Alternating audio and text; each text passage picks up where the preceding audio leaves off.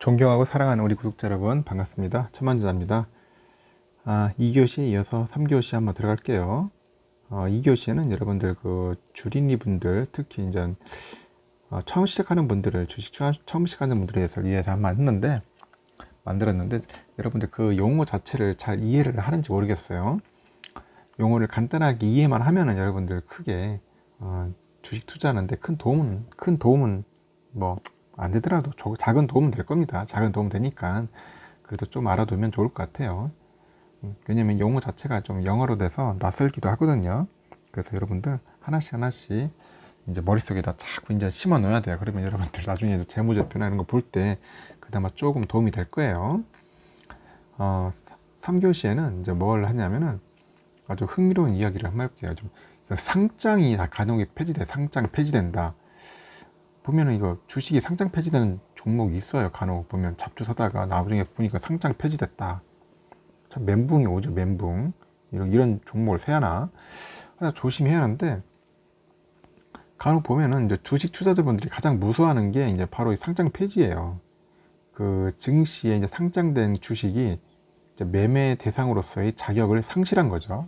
상실해가지고 이제 상장이 취소되는 것을 상장 폐지라고 하는데 쉽게 말하면은 이제 보유한 주식이 더 이상 주식시장에서는 사고 팔 수가 없어요. 사고 팔 수가 없다.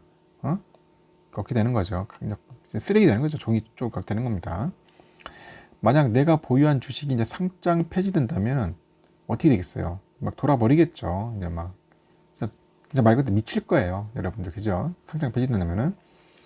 그런데 이게 상장 폐지가 결정된 종목은 투자자에게 마지막으로 이제 매매 기회를 준다 하더라고요. 매매 기회를 주기 위해서 일정 기간 동안 그 정리 매매를 해야 돼요. 정리 매매를 진행한 후에 이제 증시에서 이제 결국 퇴출이 됩니다. 퇴출.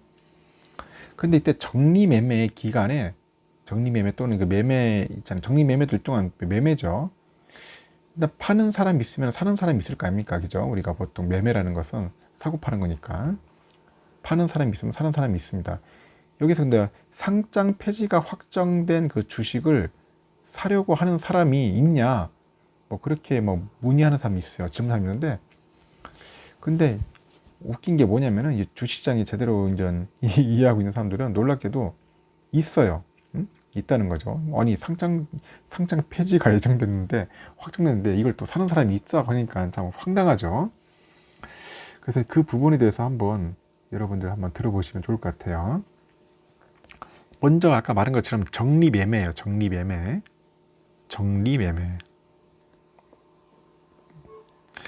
정리 매매는 상장 폐지가 결정된 그 기업을 대상으로 해서 7거래일이죠. 7거래일 동안 주식 거래가 이제 이루어지겠죠. 이 주식 거래를 진행하는 제도를 말하는데 정리 매매를 두는 이유는 그 상장 폐지 주식을 소유하고 있는 그 주주들에게 환금의 기회를 주게 해요. 환금의 기회를 줘야겠죠. 빨리 팔 수 있는 기회를 주는 겁니다.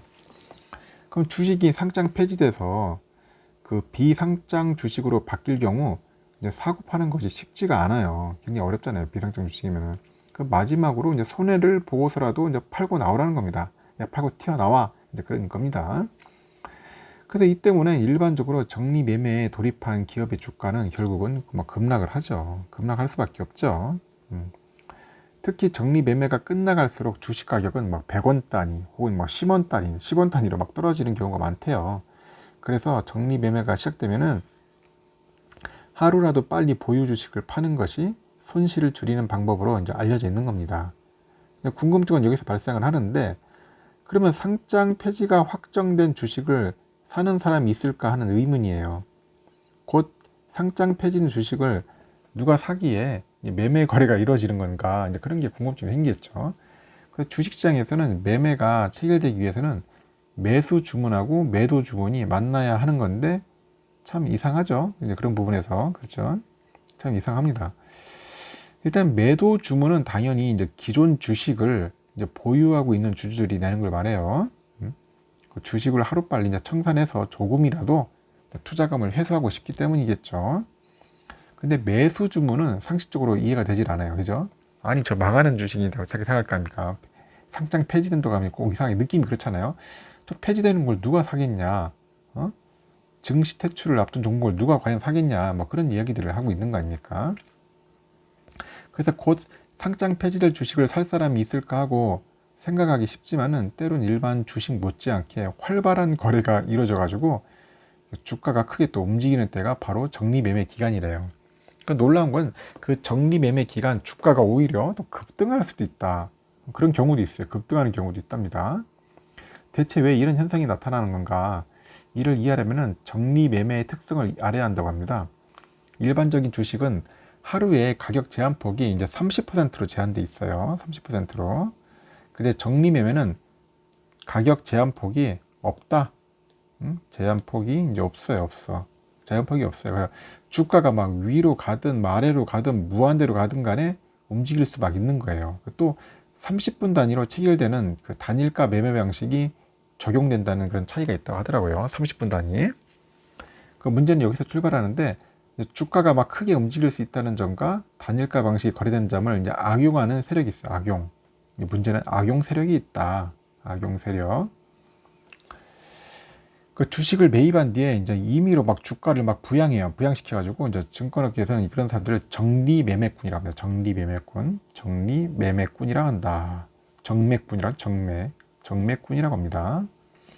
그 정매꾼들의 투자 방식은 이렇다는데 주식 투자 게시판 등에 이제 정리매매를 앞둔 기업에 대해서 막 호재성 소문을 막 퍼뜨려요. 호재 있다 막 해가지고 호재성 소문을 퍼뜨립니다. 소문, 루머를. 그 상장 폐지 이후에 이제 회사 청산 가치가 높다거나 뭐 재상장 가능성이 있다 뭐 이런 식으로 해서 막 소문을 냅니다. 물론 이런 소문은 대부분 이제 거짓인 경우가 많다고 하네요. 그럼 이후에 적리매매가 개시되면 정매꾼들은 이제 매수 효과를 높여요. 그 시장의 주가가 오를 것이라는 그런 신호를 막 줍니다. 시그널을 막 줘요. 막 줍니다. 그 30분마다 이제 한 번씩 거래가 체결되잖아요. 그럼 개인 투자들은 이제 시세 변동을 실시간으로 파악하기가 어렵고요. 호가창만 보고는 주가를 짐작할 수밖에 없는 겁니다. 호가창. 그리고 높은 가격에 호가가 몰리면은 주가도 뭐 실제 급등을 합니다. 그러면 개인 투자들은 이제 추격 매매에 나서는 거죠. 추격 매매. 그 정매꾼은 또 이때 바로 팔고 빠져요. 그 본인들은 막대한 수익을 챙기고 투자자들에게 물량을 떠넘긴다. 뭐 이런 방식이에요. 이런 과정을 겪으면서 주가는 막 롤러코스터 가는 거죠. 막 이렇게 롤러코스터 갑니다. 그리고 최근에 적리매매를 진행한 모 A사가 있는데 첫날에 85%, 둘째 날 40% 넘게 막 급락했어요. 셋째 날에는 막 70% 넘게 폭등하고 막 롤러코스터 타는 겁니다. 그리고 이제 뭐 상장 폐지된 뭐 비사도 그렇고 마찬가지로 이제 큰 폭으로 막 움직이는 거예요. 어떤 날은 막 첫날 주가가 811만 9,900% 말도 안 되는 게 폭등을 하는 겁니다. 상장 폐지 전에 유상 감자를 거치면서 1원짜리가 주가가 하루 만에 막 8만 원이 가요. 8만 원으로. 이게 말이 됩니까, 이게? 하여간 당시 시장에서는 회사의 그 주당 가치가 이제 수십만 원대에 달한다. 그런 소문이 도니까 뭐 이런 현상이 일어나는 겁니다. 이들 기업에 이제 정매꾼이 개입했다고 이제 확정이 말할 수는 없습니다만 하여튼간 일시적인 가격 급변동에 따라서 시세 차익을 기대한 그런 투기성 자금이 몰린 것은 뭐 분명하다. 그렇게 이야기들을 하고 있는 거죠.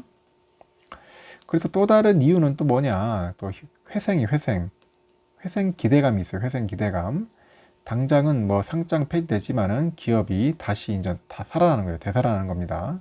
부활하는 거예요. 부활 결국. 그래서 여기 이제 투자자들이 이제 적리매매 중 매수에 나서는 거죠.